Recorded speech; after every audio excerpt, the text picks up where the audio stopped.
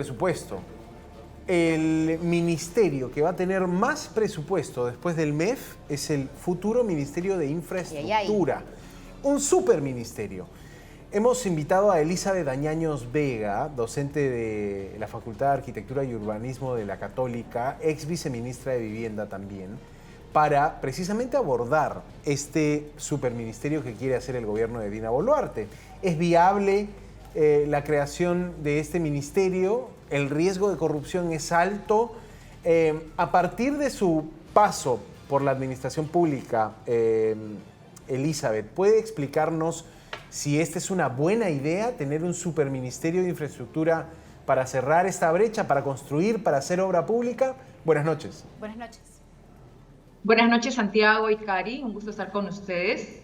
Este tema es crucial ahora y sobre todo a 2 años que termine el gobierno. Yo creo que el tiempo es algo clave que debería ser reevaluado para reformas de esta materia, ¿no? Por ejemplo, además estas reformas tienen que estar basadas en evidencia y en información, que es lo más importante. Y de la exposición de motivos, el proyecto de ley en realidad está circulando y ya fue entregado al Congreso, se ve que no hay un análisis sobre cuáles son los problemas efectivos de la infraestructura. Entonces, de inicio, ya no hay un diagnóstico base que asegure que un cascarón como un Ministerio de Infraestructura va a resolver los problemas que tenemos de falta de servicios públicos en el momento adecuado y que no hayan obras paralizadas, por ejemplo, ¿no?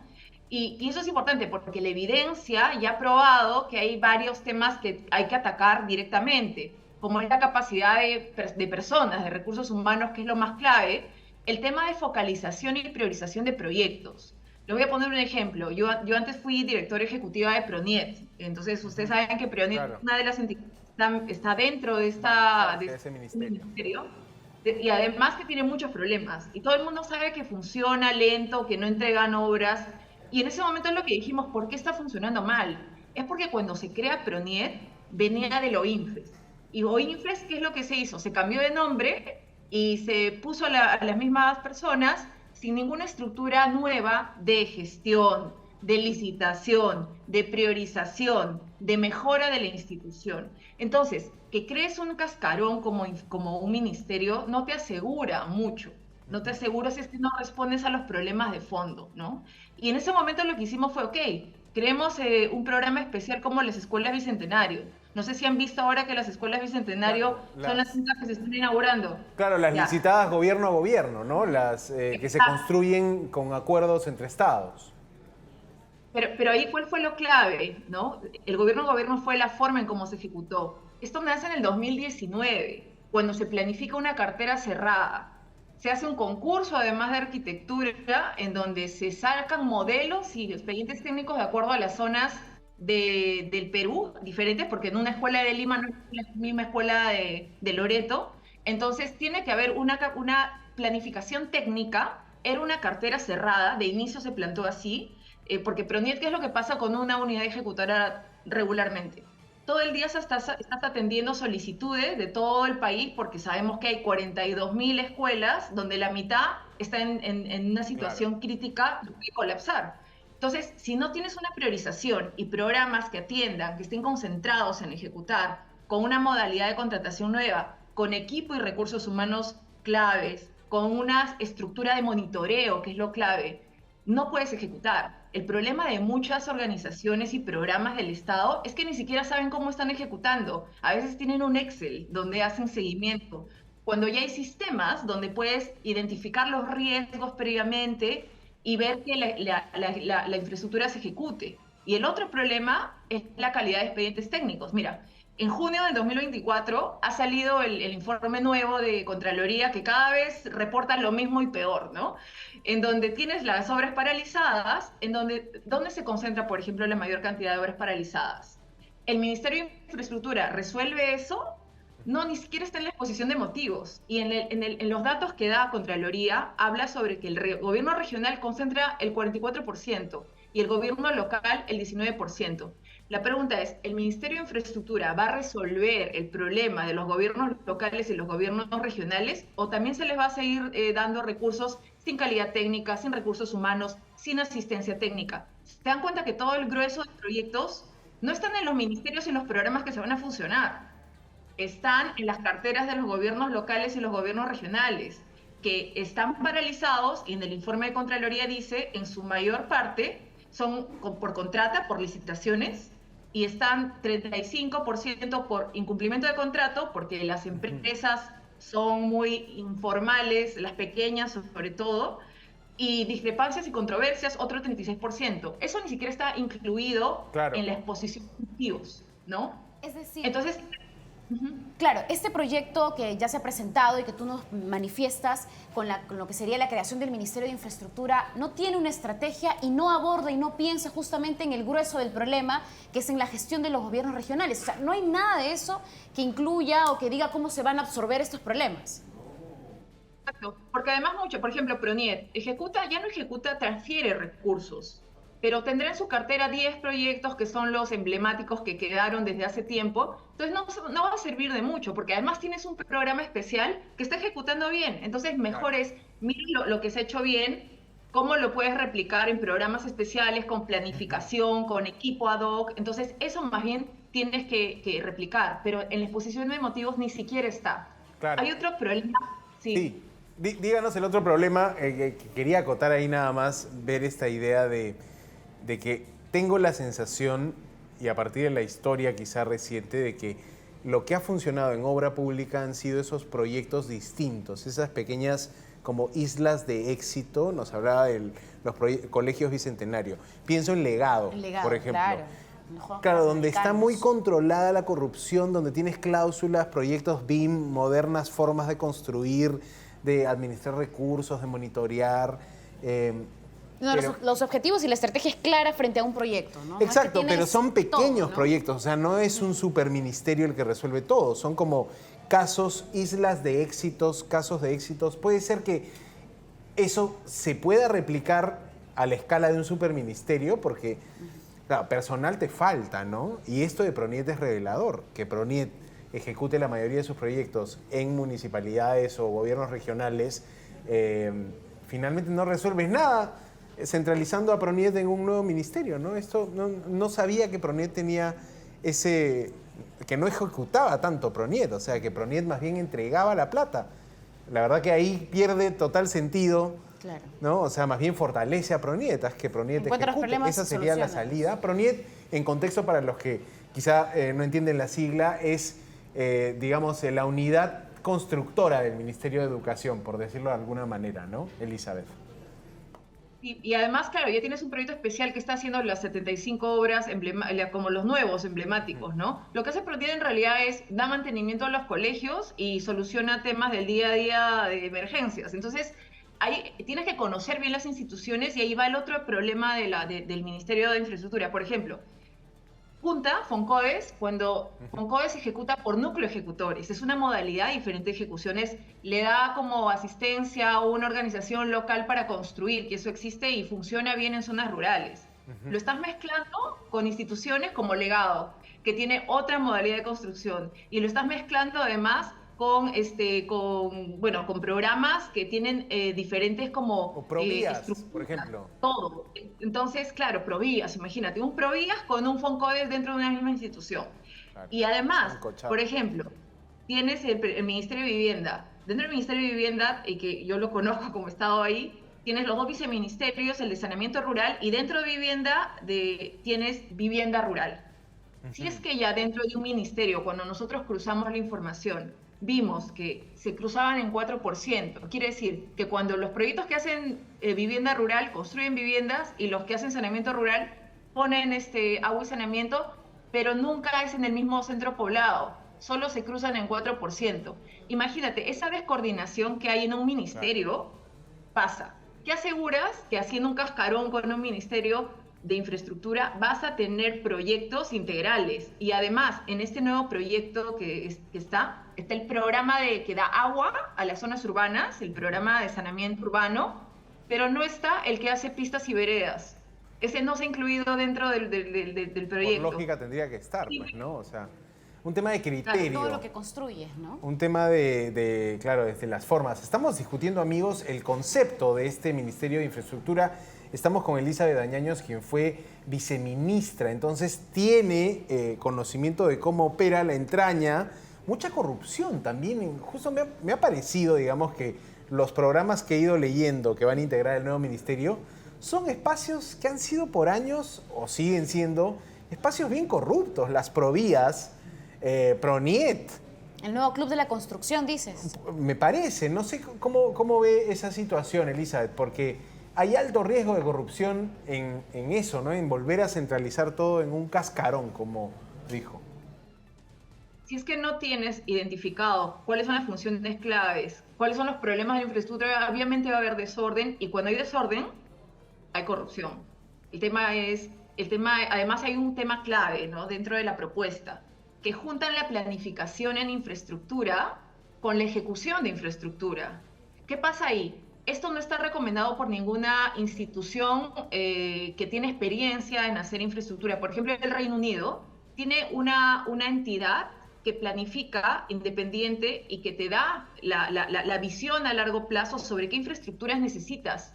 Es como poner al gato de despensero, ¿entiendes? Entonces, la misma institución planifica y ejecuta, o sea, tiene más poder que el Ministerio de Economía en temas de planificación. Si es que ellos van a decidir cuáles son los proyectos y también los va a ejecutar, no está en ninguna parte del mundo recomendado que estén dentro de una misma institución, y eso es clave. Por ejemplo, Colombia, hay una entidad de planificación que coordina con el MEF y ellos dicen, estos son los proyectos, estos son los megaproyectos que vamos a ejecutar, y de esa manera se hace, con planificación. Proinversión, digamos. No, Proinversión en realidad ejecuta inversión privada. Esto es como, ¿quién es la cabeza? El Correcto. cerebro de la planificación. ¿Quién te va a decir cuáles son los proyectos? Y además, el MEF ya tiene un plan nacional de infraestructura para competitividad. Más bien tendríamos que ver ahora cómo se ejecuta más rápido eso y por qué megaproyectos como Aeropuerto de Chincheros, como la línea 2, cómo podemos impulsar. En realidad, si los funcionarios harían su trabajo y el 100%, seríamos otro país. No tienes que generar nuevas normas. Este gobierno también ya creó ANIN para lo mismo. Era para hacer megaproyectos. La OEDI, que es un organismo que se creó hace unos meses para dar asistencia técnica a gobiernos locales que no tenían la capacidad, pero ni siquiera estaba en funcionamiento. Entonces, se van a crear nuevas instituciones, nuevas normas, pensando que el problema está ahí, cuando yo les comento y ya les he dicho que el problema está en capacidad de recursos humanos, tema de calidad de expedientes técnicos y otros temas de gestión. Ha salido una nueva ley de contrataciones, ni siquiera se ha implementado. Entonces, cuando sabemos que Claro, y ya estamos creando una institución. Entonces, yo creo que hay que fortalecer, por ejemplo, el tema de la capacitación. Y ahí les quería comentar un tema que estamos viendo con la Universidad Católica. Este año, Perú, Lima, ha sido elegida como la sede de la Bienal Iberoamericana de Arquitectura y Urbanismo. Hace 20 años que Lima no es sede de la Bienal de Arquitectura y Urbanismo. ¿Y qué significa esto? Que estamos haciendo una convocatoria. Esto además lo financia y lo organiza el gobierno español, el Ministerio de Vivienda y Agenda Urbana, y convoca a todos los 22 países de la región. Lo que estamos haciendo es convocar a las mejores prácticas, proyectos, obra construida en urbanismo, en arquitectura. Los vamos a premiar, de hecho las postulaciones son hasta septiembre, y la primera semana de diciembre es la celebración en Lima, donde van a venir todos los arquitectos de Iberoamérica y urbanistas y van a traer las mejores prácticas en temas de construcción, de vivienda, equipamiento público, equipamiento privado, justamente para empezar a difundir esto. Y yo espero e invito a todos a los gobiernos, a los alcaldes, que puedan estar atentos a la programación que vamos a lanzar, porque es importante conocer buenas prácticas y decir, si en Colombia lo hacen, si en Chile lo hacen, si en Ecuador lo hacen, ¿por qué no podemos tener buena infraestructura de calidad acá? Por supuesto. Entonces, y la verdad es que Elizabeth, Cari, creo que la universidad siempre ha sacado un poco la cara por la arquitectura en el Perú. No solo la Católica, digamos, incluso los proyectos arquitectónicos, quienes invierten en un edificio con arquitectura, con ese talento detrás, con esa mirada urbanista detrás, han sido instituciones universitarias, han sido, la verdad, universidades. Estoy pensando en el edificio de la UTEC, el edificio E de la UDEP en Piura. Me gusta mucho la arquitectura y el Perú lamentablemente no es un país que tenga eso. Tenemos mega arquitectos, pero se van al extranjero, ¿no? Triunfan afuera porque quizá en el Perú la obra pública no piensa tanto en la arquitectura. Elizabeth, ¿o me equivoco? Y hubo. El problema es que sí hubo. Hasta si ustedes ven, por ejemplo, la residencia, obra pública residencial San Felipe, las grandes unidades habitacionales, el mismo Ministerio de Cultura, Petroperú, son edificaciones que se hicieron justamente con arquitectos y eso fue por concursos de arquitectura. Claro.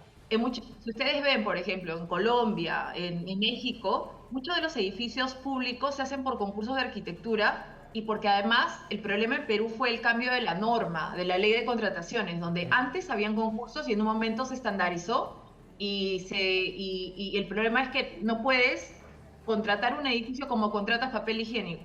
Claro. Porque pasa que contratas ahora por el precio más bajo. Entonces, si es que tú contratas por competencias, por experiencia, por habilidad, en los otros países que les comento, los arquitectos presentan una propuesta arquitectónica y sobre eso se evalúa, porque la propuesta arquitectónica no solo es el maquillaje o la parte estética, sino resuelve un problema y una necesidad de servicio público puntual. Y eso lamentablemente se ha perdido acá en el Perú. Alucinante.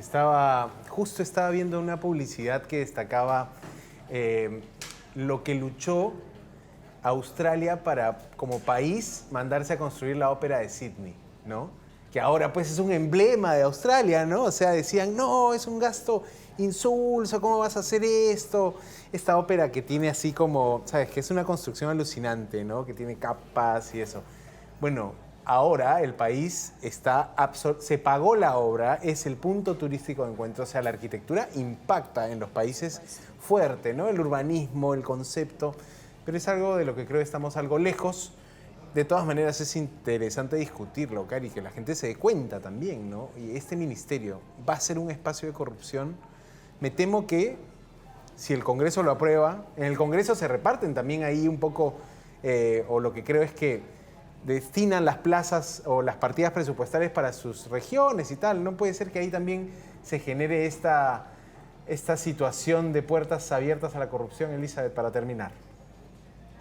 Sí, por eso es que este tipo de reformas se tienen que hacer con la sociedad civil, o sea, el sector privado y varios del sector privado tendrían que opinar porque son los que contratan, ¿no? Los que son parte de los que construyen. La sociedad civil, los académicos, ya instituciones que puedan darte información. Está el gobierno inglés hace años dando asistencia técnica al gobierno peruano. Se tendría que escuchar las buenas prácticas, ver justamente qué pasó en Escuelas Bicentenario, qué buenas prácticas hay en la región y sobre eso que ya existe información, pilotear proyectos. Y yo creo que la ANIN más bien se tendría que, cámbienle el nombre, pónganle ministerio, pero ya tendría que tener una cartera específica, estratégica y darle todo para que se ejecute. Por ejemplo, que empiece por Chancay. Ahora todos están hablando sobre el punto de Chancay, pero no tiene agua y saneamiento, no tiene como pistas y veredas, no tiene como infraestructura básica, no tienen colegios. ¿Por qué esa cartera no se hace la lista y se manda a NIM para que se ejecute de una vez, ¿no? Con una lista priorizada, cerrada, acotada, con tiempo, y eso tendría mucho impacto inmediato, porque si no va a ser un desastre sin planificar. Sé que están haciendo el plan de desarrollo urbano, pero no hay como un correlativo con la inversión pública que se requiere en Chancay. Entonces es importante que se empiecen a ver proyectos estratégicos en todo el territorio nacional y que no pase ahora un poco lo del corredor minero, que no hay inversión, no hay desarrollo, no hay infraestructura pública, pero hay inversión privada, ¿no? Entonces, ANIT debería hacer eso, con economía, mapear cuáles son los focos de desarrollo, de inversión, donde hay más oportunidad, actualizar el plan, ¿no? Y con una cartera cerrada y estratégica, decir, acá vamos a hacer los colegios, acá vamos a hacer tal, porque la brecha es muy grande y no hay tantos recursos. Elizabeth Dañaños. Perfecto, gracias. Se nos fue el tiempo, Elizabeth, mil perdones. Hay que conversar más de esto. Chancay, te comprometo quizá para un próximo programa hablar de Chancay, lo que falta ahí, lo que falta, porque es algo a diseñar, es una ciudad, creo, recién a diseñar. Gracias por tu tiempo. Muchas gracias. Ahí está Elizabeth Dañaños, ex viceministra de Vivienda y Urbanismo.